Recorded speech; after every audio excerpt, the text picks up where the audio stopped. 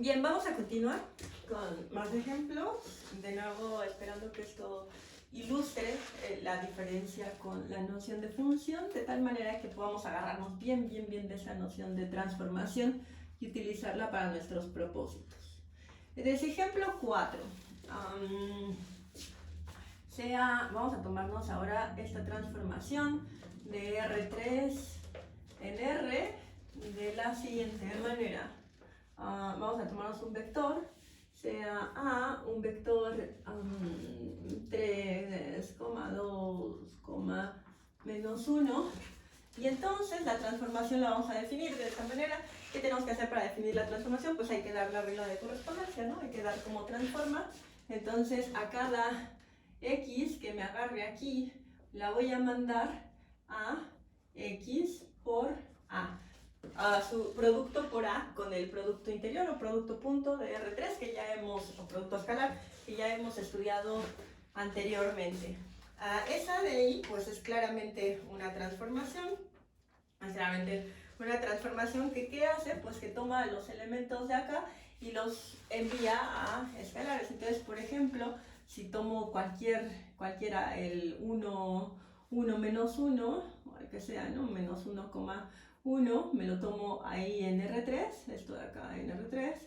Entonces, quiero saber quién es su imagen, pues la imagen bajo la transformación de menos 1,1,1 va a ser el producto, pues menos 1,1,1 multiplicado por 3, 2, menos 1, ¿no? Y esto de acá pues sería menos 1 por 3, menos 3, más 1 por 2, 2, más menos 1, ¿no? Entonces sería menos 3 más 2, 5, menos 1, 4. Y esa sería la imagen, ¿no? de esa transformación. De nuevo, ¿cuál es la idea? La idea es pues tomarnos ya cosas más generales para poder sacar alguna transformación que tiene su sutil diferencia con las funciones. De esto ya hemos probado algunas cosas, pero bueno, esta es una típica para que la vean. Ya después veremos la cuestión de la linealidad, etcétera, etcétera, pero bueno, ahí la dejamos. Vamos a ver otro ejemplo, un poquito más interesante o más constructivo, que nos sirve para otros propósitos que tenemos. Y es que, así como para las funciones tenemos ciertas propiedades, pero recuerden, al final nosotros lo que queremos es construir estas estructuras y cada vez pues, las estructuras más complejas pues nos van permitiendo tener más información, ¿no? Entonces, así como para las funciones, a las funciones mismas les fuimos dando propiedades, con las transformaciones también podemos hacer eso, ¿no? Pero claro, lo tenemos que definir porque no tenemos exactamente las mismas condiciones que en las funciones. Entonces, aunque muchas pruebas se parecen, aunque muchas definiciones se parecen, no importa, hay que hacerlos para las transformaciones porque las transformaciones, como ya vimos, no son funciones. A pesar de que todas las funciones son transformaciones, las transformaciones no son funciones y la razón más importante no es tanto que haya transformaciones que no son funciones. La razón más importante es que es una herramienta más general que nos permite enfocar nuestra atención en lo que nos importa para estos propósitos, que es la correspondencia, la transformación en sí mismo de una cosa en otra. Entonces, si tenemos un espacio vectorial que nos interesa pero primero un conjunto, sea ese un conjunto y un espacio vectorial, un conjunto, y el espacio vectorial, acuérdense que el hecho de que sea, ya van a ver ahorita cómo vamos a ir subiendo de generalidad, ¿no? El espacio vectorial tiene que estar sobre un campo, o sea, ya tengo al menos 3 cosas en mi cocina, en la que voy a cocinar, ¿no? Ya tengo por lo menos 3 ingredientes, un conjunto arbitrario, un espacio vectorial y un campo involucrado de alguna manera, porque al meter el espacio vectorial, pues va el campo también. Y entonces tenemos dos transformaciones, F y G, transformaciones ahora de S en B, del conjunto en el espacio vectorial. Esto va a ir subiendo su complejidad y es importante porque eso es lo que nos va a permitir pues, modelar lo que queremos. Ya F, transformaciones de S en BK, o sea, tenemos a F que va de S en BK y lo mismo G de S en BK. Y entonces vamos a definir una transformación. Nuevamente, esto ya lo hicimos con las funciones, ya sé que ya lo hicimos con las funciones, pero recuerden que no todas las transformaciones son funciones, entonces hay que hacerlo con las transformaciones. Entonces vamos a definimos la transformación f más g, que la vamos a definir de nuevo, es otra suma, no es la suma de números, no es la suma de vectores, no es la suma de funciones, es la suma de transformaciones, y apenas la estoy introduciendo, y una vez que la introduzco tengo que decir su significado. Como siempre y como es de esperarse, pues la transformación va a ir en la misma dirección que van los sumandos, ¿no? Que es ds en bk. Entonces, ¿cómo defino una transformación? Si dijimos que una transformación es una regla de correspondencia, definir una transformación es decir, cómo transforma, cómo convierte a las cosas de aquí en cosas de acá. ¿Y cómo las convierte? Pues ya saben, como siempre, ¿no? Como era de esperarse, f más g aplicado a u no es otra cosa que, ya sabemos que f es una transformación, por lo tanto f de u tiene sentido, y además f de u es un vector, ¿verdad? ¿Por qué? Pues porque la imagen de f es bk. Entonces, como es un vector en el espacio vectorial, hay una suma vectorial, la suma de bk, y a eso le puedo sumar g de u, que también es un vector, ¿no? En bk. Este está en bk, esto está en bk, esto está en bk, claramente, ¿no? Como debe de ser aquí. Entonces vamos a definir así la transformación suma como la que hace eso para todos los elementos de S. Muy natural, ¿no? Lo que siempre hemos esperado, lo que habría de ser. Y después, de igual manera, y como se podrán imaginar, si me tomo a alguien en el campo, porque ya dijimos que también tenemos al campo del espacio vectorial, puedo definimos la transformación, y ya saben, ¿no? La transformación, pues como el de esperarse, la transformación por el escalar, que sería C por F de S en BK, como C por F de S en BK, como C por multiplicado por F de U, al multiplicar CF, aplicarlo a U. Esto de acá es lo mismo. Acuérdense que f de u es un vector, ¿no? Porque f tiene su imagen en bk, el codominio de f es bk. Es igual a c por f de u, ¿verdad? Que es un vector. Y esto de acá vuelve a ser un vector, y es un vector en bk, porque pues esa es la multiplicación por escalar. Y entonces ya tenemos una nueva estructura como sabemos que va a pasar, ¿no? Que estructura un espacio vectorial. ¿Y cómo vamos a probar que es un espacio vectorial? Lo de siempre, y nos va a salir un espacio vectorial porque estas cosas son vectores en un espacio vectorial. Entonces, la suma esta, pues la de BK va a ser asociativa, va a ser conmutativa, va a tener elemento neutro, inverso, entonces va a ser un grupo abeliano, luego se van a cumplir las asociatividades con esto, y además el 1 de K, al multiplicarlo por estas cosas de acá que son vectores, los va a dejar igual, por lo tanto eso nos da un nuevo espacio vectorial. El espacio vectorial pues es el espacio vectorial de las funciones, de las transformaciones del conjunto en el espacio vectorial, ¿no? Cabe resaltar, bueno, hay que notar que además no utilizamos ningún elemento de función, porque ya habíamos demostrado algo así para las funciones, pero acuérdense que lo habíamos mostrado para cierto tipo de funciones. Y bueno, pues dependiendo de quién sea esa S, nos va a resultar diferente cosa en BK. Depende de quién es la S, quién es B, quién es K, ¿no?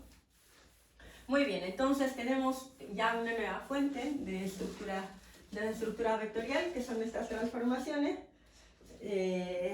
Vamos a definir una cosa más, también es muy importante, lo vamos a utilizar mucho para nuestro contexto. Ejemplo 6, si tenemos una transformación, o sea, si la transformación ya está dada,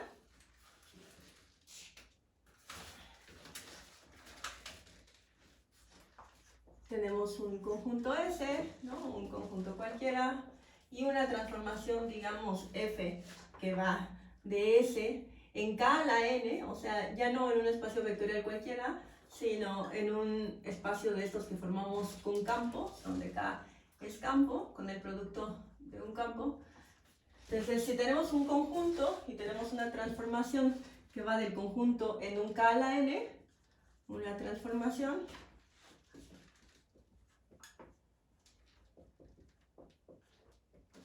entonces, para cada elemento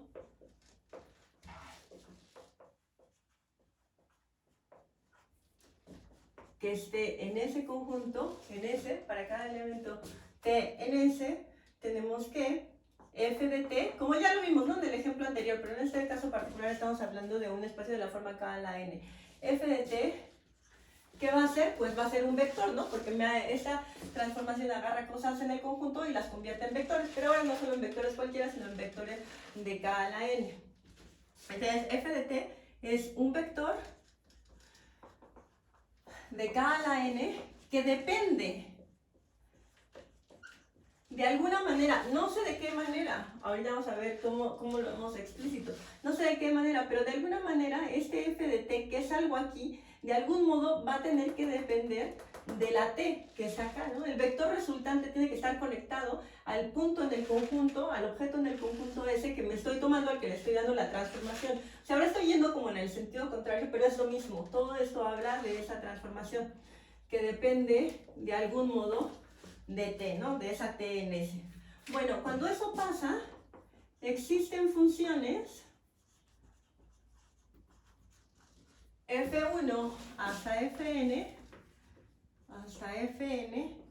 que son funciones de s en k, o sea, funciones que van de s en el campo, no en k a la n, sino en k.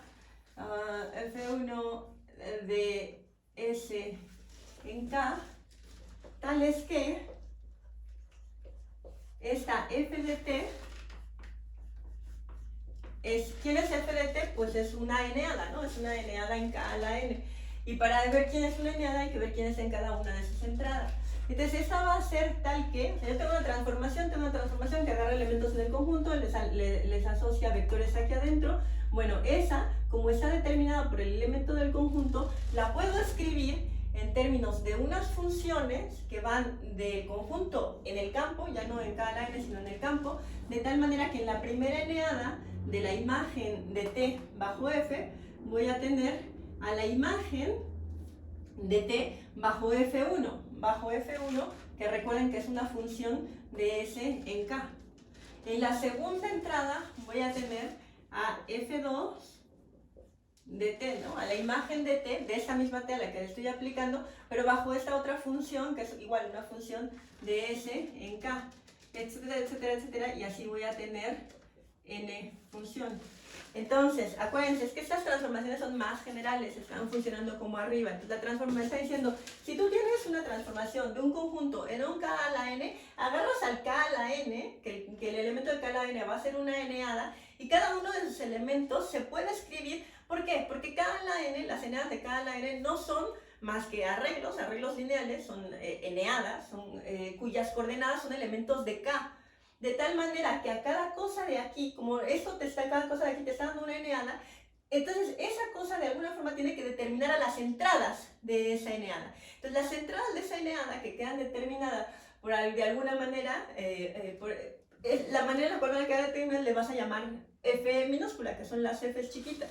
¿No? Son las f's que transforman a los elementos de t en cada una de las coordenadas, una por una, de tal manera que al final me queda pues la eneada, que es donde está trabajando esto. Con un ejemplo se va a ver más claro, pero el punto es que estas funciones tienen un nombre, ¿no? Entonces las funciones f1 hasta fn son llamadas, y esto recuérdenlo, las funciones coordenada de esta transformación f, ¿no? Bueno, entonces vamos a ver un ejemplo. Por ejemplo, a ver si con esto queda un poquito más claro. A ver, lo voy a repetir una vez más por si ha sido muy confuso hasta ahora.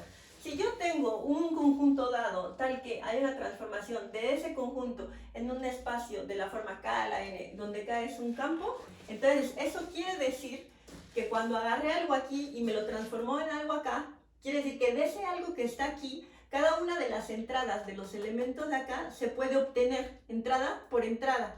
Y entonces esas entradas, como son números en el campo, no son ninguna otra cosa, se pueden escribir como la imagen de una función que va de S en K, en el campo, que a los elementos del conjunto les asigna números.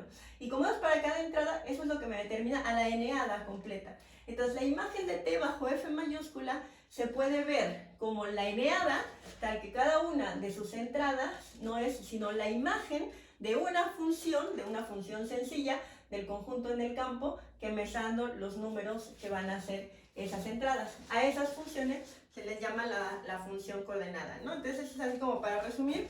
Entonces imaginen que K es igual a R, nuestro campo del que salimos, y este conjunto S es un intervalo dado, ¿no? El que sea AB, un intervalo de reales. Entonces, y decimos, ¿no? Hay una transformación, la transformación esta de acá, que va de J, no, de S, que le puse S, en R a la N, ¿no? En R a la N, vamos a ponerle en R3 para no hacernos bolas, para ejemplificar lo que queremos decir. Ya ponemos en R3 o le ponemos en Rn, vamos a poner en Rn, para que también no perder generalidad.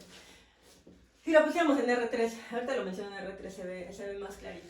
Entonces, por ejemplo, si tengo este KR y tengo este conjunto y tengo una transformación que va de S en R, pues este S es solamente un intervalo, ¿no? Entonces, de lo que me está hablando, vamos a hacer un dibujito, ya saben que los dibujitos no son muy lo mío, pero tengo el intervalo A, B, ¿no? Aquí, y yo tengo una transformación que puedo describir, o sea, ¿qué me va a dar esa transformación? Pues una n-ada acá. Pero cada una de las entradas, la puedo describir con una función de algún tipo. Entonces, si por ejemplo yo tengo una t aquí, una t en ese intervalo, eso tiene que ser mandado a algo acá, ¿no? Pero ese algo acá es una n-ada, entonces tiene cada una de las entradas. Entonces, su primera entrada va a ser algo que va a estar dentro de una, pues no sé si lo graficamos, va a estar dentro de una curva o de una gráfica de algún tipo que esté dada por una función de algún tipo, por una función que va de S en R, o sea que a este número T le va a asignar una cosa en los reales, ¿no? Aquí, en esto de acá. Entonces esta sería F1 de T. Luego tengo otra función que sería la que me determinaría la segunda coordenada. Entonces la segunda coordenada, pues piensen que sería algo como esto, ¿no? La segunda coordenada está dada por una función, porque de nuevo la transformación va a Rn, pero las funciones van a R. Entonces es una función que a T le asigna un número real, entonces sería una F2 de T, etcétera, etcétera, etcétera, ¿no? Esta sería una F3 de T, ¿no? Una F4 de T, etcétera, etcétera.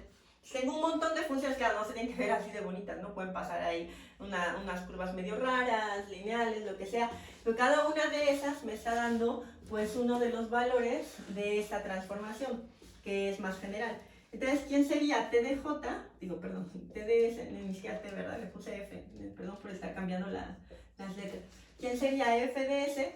F de S sería el conjunto de todas las n-adas, porque esto está en Rn, la imagen está en Rn, sería el conjunto de todas las n-adas que tienen en su primera entrada la imagen de esta función de SNR, o sea, F1 de T. Y en la segunda tienen pues la imagen de esa T bajo otra función que va de SNR, ¿no? Que sería F2 de T, etcétera, etcétera, etcétera, hasta Fn de T, tal que, ¿no? Son estas n-adas, tal que T es un número real. Para todos los números reales, no solamente un número real, perdón, es un número real, pero acotado en este espacio. Es un número en 0,1, ¿no? Es un número real mayor estricto que 0 y menor estricto que 1. Bueno, entonces esa sería la transformación.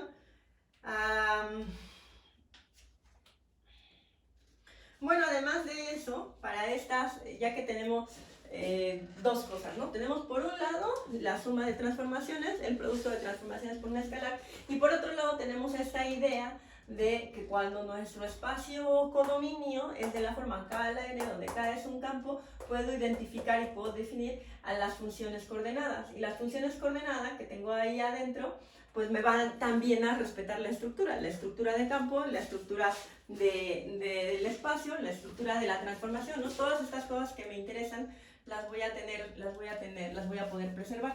Entonces, ya que tengo definida la suma de transformaciones, al producto por una transformación y a estas funciones coordenadas, puedo empezar como a obtener las propiedades estructurales que me interesan desde adentro, o sea, desde las coordenadas, desde las entradas de la transformación, ¿no? de las imágenes de la transformación.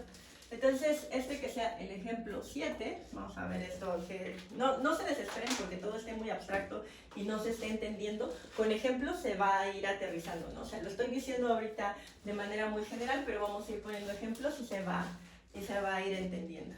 Entonces, si tengo un conjunto, digamos ese, arbitrario, otra vez vamos a hablar de esto, y tengo una transformación f que va de S en K a la n, donde recuerden que S es un campo, S, ¿no? K es un campo, pero está muy mal. Y tengo las funciones coordenadas, entonces F1, porque ya sabemos que en estas transformaciones que van de conjunto en campo a la n, en ese tipo de espacio, se pueden encontrar esas funciones coordenadas. Entonces F1 hasta Fn, las funciones coordenada de F. Y luego tengo también otra transformación G, coordenada de F, y G, otra transformación igual de S en K a la n, tal que sean G de 1 hasta G de n. De nuevo, ¿no? Otra vez existen esas funciones coordenadas, las funciones coordenadas, en este caso de G. Cuando tengo esas cosas, entonces puedo definir la transformación suma. Puedo definir, eso ya lo hicimos, ¿no? Ya vimos cómo es la transformación suma, que la transformación suma es la suma de las transformaciones, la imagen de la transformación suma es la suma de las imágenes de cada una de las transformaciones, pero en este caso podemos ir más lejos. ¿Por qué? Porque la suma de aquí la tenemos bien descrita. Entonces, a la suma de transformaciones de f y g la puedo poner en términos de la suma de los elementos de K a la n, y recuerden que la suma de los elementos de K a la n pues es la suma de n-hadas, que al final de cuentas no es sino la suma entrada por entrada de cada uno de los elementos en K, ¿no? De los que están en K. Entonces puedo definir a la suma, a la transformación suma f más g en términos de las funciones coordenadas. Y eso no tiene ninguna gracia, va a ser exactamente como nos esperaríamos que fuera, que es que cuando f más g se le aplique a una cosa ¿dónde? Pues se la voy a aplicar a una cosa en S, ¿no? F más g aplicado a t, que ya habíamos visto que no era sino f de t más g de t. En este caso, esto de acá pues es la suma de dos elementos de K a la n, o sea, es un elemento de K a la n. ¿Qué elemento de K a la n? Pues el elemento que va a tener en cada una de las entradas la suma de las funciones coordenadas.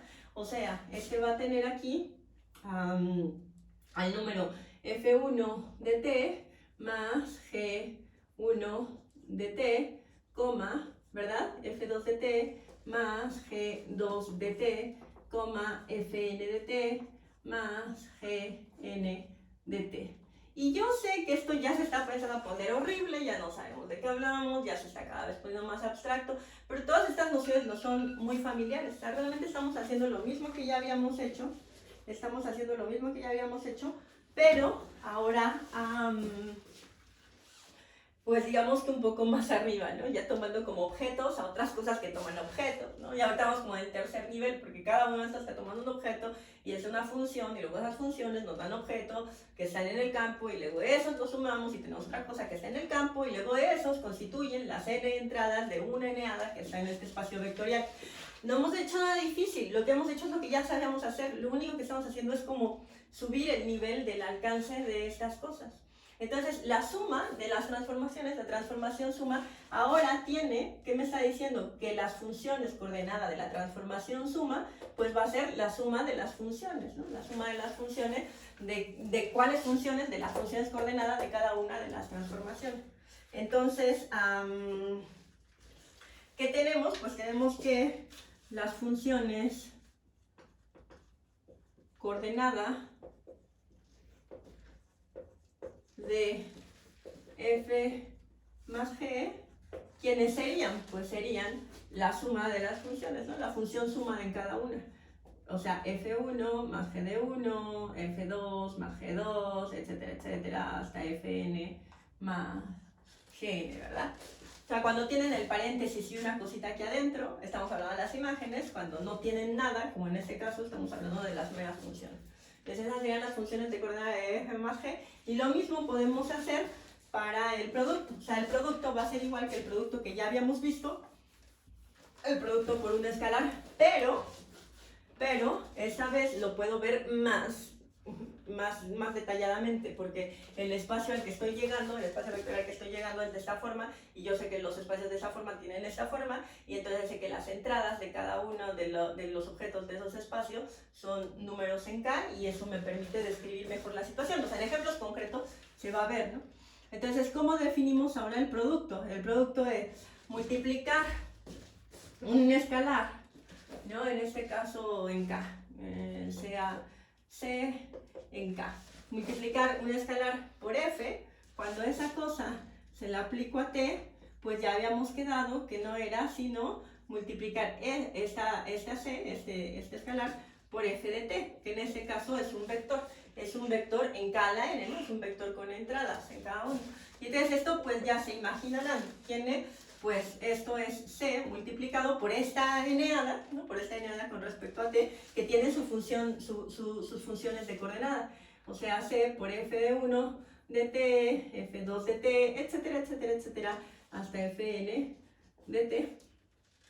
¿No? Y ya sabemos cómo se multiplican estas cosas, porque esto es algo en K a la N, normal, como lo que estamos acostumbrados. Y entonces esto ya acostumbradas, esto es C por F1 por T, a C por F2 por T, de T, etcétera, etcétera, hasta C por Fn de T. Y todo esto tiene sentido, ¿no? Porque ya sabemos sumar funciones de estas normalitas, de estas que van de un conjunto en un campo, y ya sabemos multiplicar por un escalar. Y entonces, ¿quiénes serían las funciones? Las funciones de coordenada de la transformación CT serían, ya está muy fácil, ¿no? Serían C por F1, C por F2, etcétera, etcétera, etcétera. ¿Verdad? C por Fn. ¿Se entiende? De nuevo, lo que estoy haciendo no tiene nada de difícil, es muy sencillo, son cosas a las que ya estamos acostumbrados a todo este rollo, pero ahora lo estamos haciendo un poquito diferente porque nos estamos subiendo un grado más de abstracción. ¿Para qué? Pues para poder obtener los resultados lineales que nos interesan. Entonces, déjenme poner un ejemplito ya para terminar. Que ya sonó mi alarma, la pongo un poco antes para no colgarme demasiado. Déjenme poner un ejemplito así concreto para que no se quede así, ¿no? Nada más volando. Entonces, por ejemplo, piensen que tenemos esta transformación que va de los números reales en los números en el espacio de R3, y que lo que hace es que a cada número real que se toma, o sea, a cada T, la va a mandar pues la tiene que mandar a una terna. Y entonces resulta que esa terna tiene la siguiente forma, tiene la forma 2t, 10 a la t, t cúbica, ¿no? ¿Por qué? Pues porque tiene que tener una forma. Si hay una transformación, o sea, yo me agarro los puntos acá y los transformo en algo, bueno, eso lo que me lo está transformando tiene esta forma. Entonces, según lo que acabamos de ver, esto determina unas funciones de coordenada, que de hecho ya nada más de verlas ahí, yo creo que ustedes las podrán ver muy claras, ¿no? Entonces, ¿qué quiere decir eso? Que me está transformando cosas de esto visto como conjunto en esto. Entonces, por ejemplo, si me tomo un elemento aquí, el que sea 2, pues a eso, ¿qué le va a hacer? Lo va a transformar en una terna. ¿En qué terna? Pues en la terna 4, 10 al cuadrado, que es 100, 2 al cubo, que es 8, ¿no? Porque esta es la forma que tienen las ternas cuando las saco de esto. Entonces lo estoy transformando en cosas de R3, pero lo que estoy diciendo es, cuando yo transformo en algo de R3, de alguna manera quedan determinadas, determinadas las entradas de esas ternas, ¿no? De esas cosas de R3. Entonces cada una de estas, ese 2 lo estoy mandando acá. Entonces a ese 2 le estoy haciendo algo para que sea un 4, luego le estoy haciendo otra cosa para que sea un 100, y luego le estoy haciendo otra cosa para que sea un 8, ¿verdad? ¿Cómo describo esta situación? Pues con funciones que van de R en R, ¿no? Con funciones. Entonces, ¿quién sería f de 1? Digo F1, pues F1 de 2 claramente lo está haciendo 4, ¿no? F2 de 2 lo está haciendo 100, y F3 de 2 lo está haciendo 8. Entonces, ¿quiénes son las funciones de coordenada? Pues las funciones de coordenada se ve claramente, ¿no? La primera función de coordenada, F1 de t, pues es 2 por t, ¿no? Donde f es una función de r, ¿no? Cada una de las fi's es una función de r en r. Entonces, con i desde 1 a 3 en este caso. Entonces, F1 de 3 es, F1 de t es 2 por t, es multiplicar por 2. F2 de t es elevar, es tomar a 10 y elevarlo a la t. Y finalmente, F3 de t es elevarte al cubo. ¿No? Estas son las funciones, bueno, esas serían las funciones de coordenada. Entonces tengo una transformación que me manda de un conjunto las cosas a una eneada, o a una tercia en este caso, a una eneada, y cuando tengo la eneada me voy a asomar a cada una de las entradas y veo cómo han sido transformadas, y eso me determina las funciones de coordenada. Bueno, espero que haya quedado claro. Traté de hacerlo tan explícito y tan descrito como se me ocurrió, para que fuera entendible, porque muchos de los problemas cuando hacemos lineales son esos, ¿no? Que ya hay un punto en el cual ya es todo como muy anidado, muy enredado, y entonces empieza una a perderse. Pero lo que hay que tener en cuenta es que en términos estructurales es lo mismo, estamos haciendo lo mismo. Lo único es que no es la misma cosa actuar, o sea, hacer una función sobre ciertos objetos, que hacerla sobre las funciones, que hacerla sobre los espacios, ¿no? Esto se va complicando como sobre qué estamos trabajando. Esa es la única cuestión, y pues con un poquito de práctica ya no se vuelve tan complicado. Pero bueno, vamos a dejarlo aquí y continuamos en la siguiente. Hasta otra. Bye.